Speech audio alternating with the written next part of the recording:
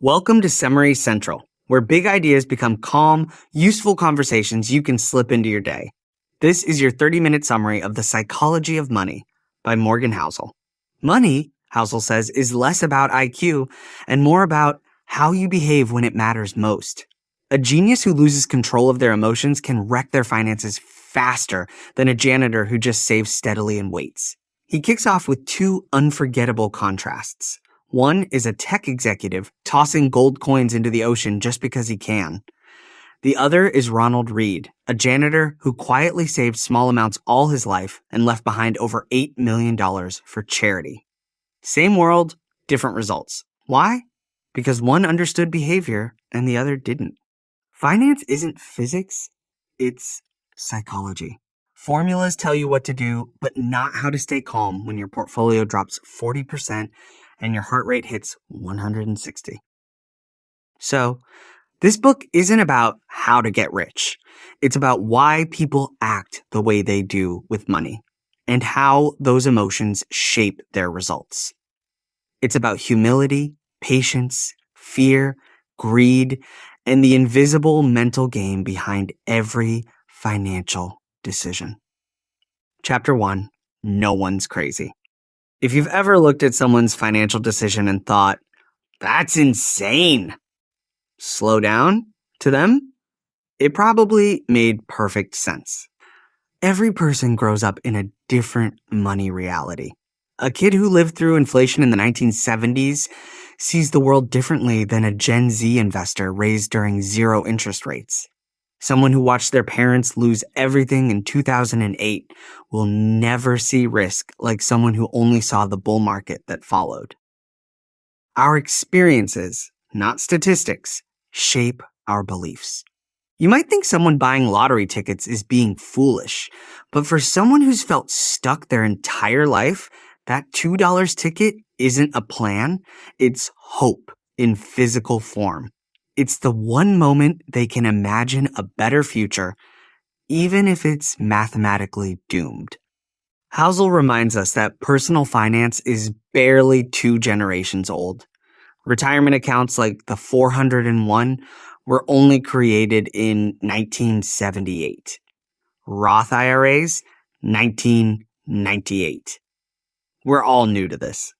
So when people make messy or irrational money choices, remember, we're all just improvising.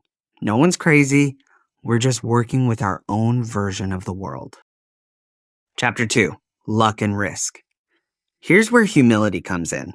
For every Bill Gates who happened to attend one of the only high schools in the world with a computer in 1968, there's a Kent Evans, his best friend who died in a freak accident before he could change the world too. Both brilliant, both driven. One got lucky, the other got risked. And that's life. Every outcome from wealth to career success is shaped by forces beyond our control. Gates himself said, if there had been no Lakeside, there would have been no Microsoft. Housel's point, we like to think our wins are pure skill and our failures are bad luck. But reality? The line is blurry. Risk and luck are the same coin, flipped different ways. So when you see someone succeed wildly, don't assume you can copy their path. You can't copy luck. And when you fail, don't assume you were stupid. You might have just hit the risk side of the coin. The lesson? Be careful who you admire. Be careful who you envy. Nothing is as good or as bad as it seems. Chapter 3, Never Enough. The question isn't how much you can have, it's when you'll finally decide you've had enough. Rajat Gupta had everything. CEO of McKinsey, partner of Bill Gates, $100 million net worth.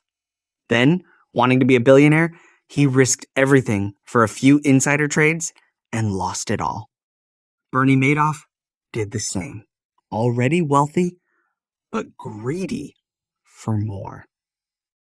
The moral, if you risk what you have for what you don't need, you've already lost. Modern capitalism runs on envy. Someone will always have more. A bigger yacht, a flashier bonus, or a higher follower count. The only way to win that game is not to play. As Housel puts it, happiness is results minus expectations. If your expectations always rise faster than your success, you'll never feel rich, no matter your net worth. So, here's the rule. Stop moving the goalpost. Define enough before more destroys it. Don't risk your freedom, reputation, or peace of mind for the next zero on your bank balance. Chapter 4, Confounding Compounding. Compounding looks boring until you realize it's basically magic disguised as patience. Warren Buffett's net worth is over $80 billion, but $81 billion of that came after he turned 65. His secret isn't a genius investment formula. It's time. He started early, stayed consistent, and let compounding work for decades. If Buffett had started investing at 30 instead of 10 and retired at 60, he'd be worth around $11.9 million instead of $84 billion. Skill matters, but endurance matters more. That's the quiet miracle of compounding. Little gains stacked for long enough become unstoppable. It's not about chasing the biggest returns. It's about staying in the game long enough for average returns to work their magic. Or as Housel puts it, the most powerful book on investing could be titled, Shut Up and Wait. If you're enjoying this breakdown, make sure you like, comment, and subscribe because we've got more lessons coming that'll actually change how you see money, not just how you count it. Chapter 5, Getting Wealthy versus Staying Wealthy. There are a million ways to get rich, but only one way to stay rich, a mix of frugality and healthy paranoia. It's not sexy advice, but it's the truth. Housel tells the story of Jesse Livermore, the greatest trader of the early 1900s. He made the equivalent of $3 billion during the 1929 crash, shorting the market while everyone else went broke. He was on top of the world until he wasn't. A few years later, he lost everything and ended his life. The lesson: getting rich requires optimism. Staying rich requires fear. Survival is underrated. You don't need to be a genius. Just make sure you're still in the game tomorrow. People blow up financially not because they don't know what to do, but because they forget risk is always lurking. So instead of chasing perfection, play for endurance. Always leave room for error. Always expect volatility. And remember, the most important part of every plan is planning on your plan not going according to plan. Chapter 6, Tails You Win. Most success stories are built on a few wild outliers, the tails. Venture capitalists expect most of their investments to flop. A handful pay for everything. Same with careers, creativity, even life choices. Warren Buffett made nearly all his money from a few great investments. Apple, for example, drives a huge percentage of Berkshire Hathaway's success. That's not luck. That's the nature of reality. Progress is driven by exceptions, not averages. So stop expecting every move to be brilliant. Most of your decisions can be mediocre if a few are extraordinary. It's okay to be wrong often, as long as you're right big. Housel's takeaway: embrace randomness. The world runs on uneven distributions. When you get a rare win, don't downplay it, protect it. When you take a loss, don't panic, expect it. Chapter 7, Freedom. Money buys many things, but the ultimate dividend is control over your time. Ask anyone who's truly happy what they value most, and you'll hear it again and again. Autonomy. The ability to say, no, I don't want to do that, or I'll do this when I feel like it, is the real definition of wealth.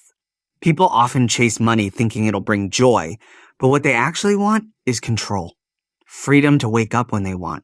Freedom to take a walk at noon. Freedom to choose work that feels meaningful instead of necessary. A billionaire with no control over their calendar isn't rich. They're trapped in a golden cage. As Housel puts it, controlling your time is the highest dividend money pays.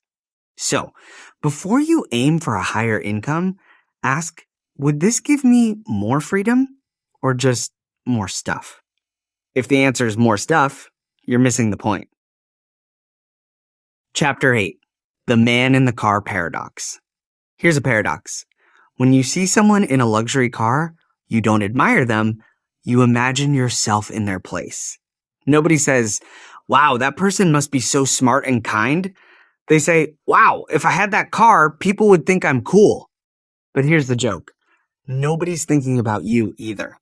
People buy flashy things to impress others who are too busy thinking about themselves to notice. Wealth, ironically, often hides behind modesty. The truly rich don't need to prove anything. So next time you feel tempted to flex online, remember this paradox. You're not buying admiration, you're renting envy. The people you're trying to impress are mostly scrolling past you thinking, maybe I should get that too. And the cycle continues. Chapter 9. Wealth is what you don't see. Imagine you see someone driving a $100,000 car. It's tempting to think they're rich, but that's not necessarily true. That car is their wealth, or rather, it was. Real wealth is invisible. It's the money not spent. Wealth is the freedom, the security, the optionality that doesn't show up on Instagram. Housel says, spending money to show people how much money you have is the fastest way to have less money. This chapter is a quiet slap in the face for consumer culture. It's not anti-luxury, it's anti-illusion.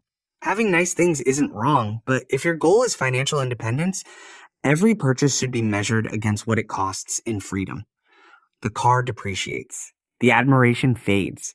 But the ability to choose how to live tomorrow, that's priceless and invisible. If this is connecting with you, hit the like button and share it with someone who's stuck in the more trap. Trust me, they'll thank you later. Chapter 11. Reasonable, pashed, rational. Textbooks tell you to be rational with money. Reality demands that you be reasonable. Rational means doing what the spreadsheet says is optimal. Reasonable means doing what lets you sleep at night. A rational investor might keep 100% in stocks because mathematically that's the highest return over 40 years. But a reasonable investor knows they'll panic sell the first time the market drops 40%, so they stay at 70% instead. You don't get points for theoretical perfection, you win by staying in the game. It's the same logic behind buying a house when renting might be cheaper, or keeping cash despite inflation. If it gives you peace and stability, it's a good decision. The market runs on math, humans run on emotion, and that's fine, as long as you admit it. Chapter 12. Surprise. History is just one long string of surprises. People act as if this time is predictable. It never is. Think about it. In 2000, no one predicted the smartphone would take over the world within a decade. In 2006, no one forecast that home prices could crash nationwide. In 2020, well, we all know what happened. Housel's point. The biggest financial events are always things no one saw coming. If something big is by definition unpredictable, the only logical strategy is to expect to be surprised. That means keeping flexibility in your plans. Don't build a life that collapses the moment something weird happens, because something weird always happens. So, when you see analysts talk confidently about what's next year's market trend, remember, they're mostly guessing, but in PowerPoint format. Chapter 13, Room for Error. The best investors aren't the boldest, they're the most prepared for when things go wrong. You can't predict the future, but you can make sure you survive it. That's room for error. The financial cushion that keeps you in the game when the world turns upside down. It's not just about having a savings buffer, it's about humility.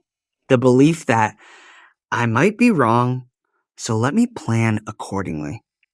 Having cash, flexibility, and low fixed expenses aren't signs of weakness, they're signs of wisdom. As Housel puts it, margin of safety is the only effective way to handle uncertainty. It's the financial equivalent of wearing a seatbelt even though you're a good driver. You don't plan for the average day, you plan for the bad one. Chapter 14, You'll Change. Here's the problem with long-term financial goals. You won't be the same person in 20 years. Think back 10 years. What you wanted, believed, even loved probably changed drastically. Now imagine that again, twice over. Yet, we build rigid financial plans assuming our future self will have the same dreams and tolerance for risk. Housel calls this the illusion of permanence. We're terrible at predicting what future us will care about. So, instead of locking into one perfect strategy, leave room for evolution. Save broadly, invest flexibly, and don't let sunk costs chain you to outdated goals. It's not flaky to change your mind. It's adaptation. Your future self isn't a stranger. It's just you after learning a lot more about what actually matters. Chapter 15, Nothing's Free. Everything has a price, but not all prices are on the tag. In investing, the price isn't just dollars. It's volatility, doubt, and occasional gut-wrenching fear. There's no such thing as high returns without emotional cost.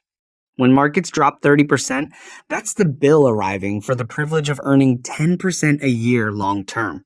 Most people bail because they didn't realize they agreed to pay it. If you can't stomach short-term chaos, you'll never reach long-term growth. You don't have to love risk, you just have to respect it. Think of it like a roller coaster.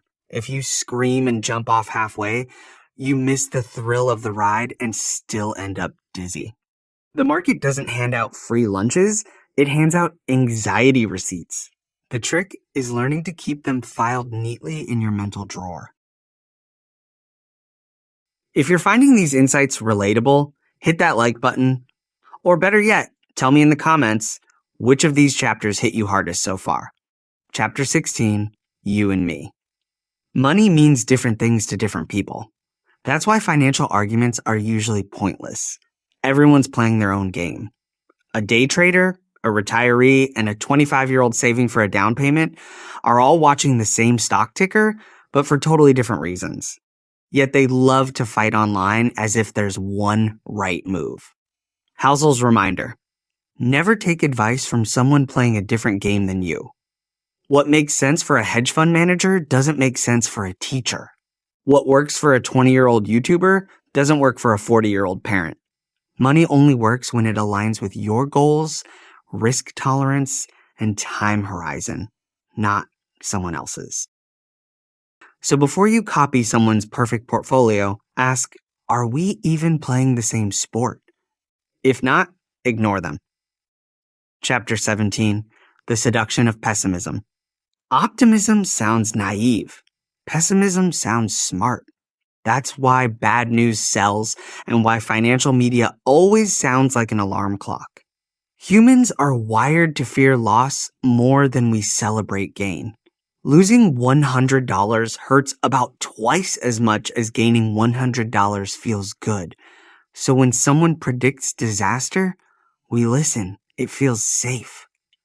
But the long-term story of humanity is constant progress interrupted by temporary chaos. The world ends every few months on Twitter, yet the global economy keeps growing. Pessimism feels like realism, but it's usually short-term thinking in disguise. Housel says it best: optimism is the belief that things will go wrong, but that they'll be okay in the end. It's not blind faith, it's statistical sanity. The next time someone says this market will collapse, remember, they might be right today, but they'll eventually be wrong about tomorrow. Chapter 18, When You'll Believe Anything. People believe strange things about money when they're desperate, scared, or overconfident. And the financial world is a breeding ground for all three. When markets crash, people cling to any story that explains their pain. When markets boom, they convince themselves the good times are permanent. Both reactions are emotional, not logical. Housel calls it out plainly. We don't seek truth in finance. We seek comfort. We want stories that make us feel safe, even if they're wrong. That's why bubbles form. It's why scams thrive. And it's why even the smartest people fall for financial nonsense. Because hope and fear are stronger than spreadsheets.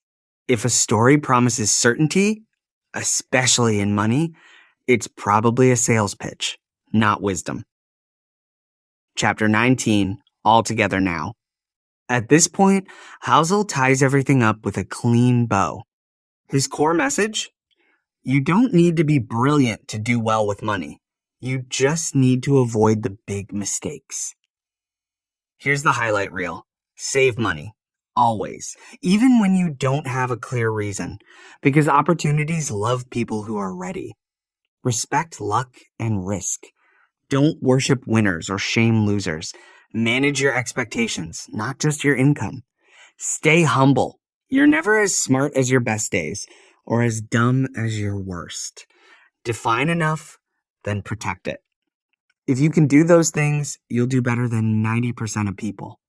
Not because you're smarter, but because you're calmer. Chapter 20, Confessions. Housel ends with honesty. Even he doesn't have it all figured out. He admits that most of his own financial choices aren't textbook rational. They're simply reasonable for him. He saves a ton of money, keeps a simple portfolio, and doesn't try to beat the market. Why? Because it helps him sleep well, raise his family, and write without stress. That's the final lesson. Money is a tool, not a scoreboard. Its job is to help you live a life that feels meaningful, not to prove you're smarter or richer than someone else. If you can make decisions that reduce anxiety and increase freedom, congratulations, you've already won the game most people don't even realize they're playing. Here it is unchanged. Conclusion: the quiet truth about wealth. When you zoom out, the psychology of money isn't about dollars. It's about behavior. It's about patience in a world addicted to speed, about gratitude in a culture obsessed with more, and about humility, the ability to say, I don't know what happens next, but I'll prepare anyway. You don't need to predict markets, time recessions, or memorize economic models. You just need to control your emotions better than the next person. Wealth is what you don't see. Happiness is wanting less. Freedom is time. And compounding in both money and wisdom is what turns ordinary effort into extraordinary results. If you remember nothing else from Housel's book, remember this. Doing well with money isn't about what you know. It's about how you behave. If this summary gave you a fresh perspective, hit that like button and share it. Someone out there needs to hear that being wealthy has less to do with math and more to do with mindset. Thank you for listening, take care, and see you next time on Summary Central.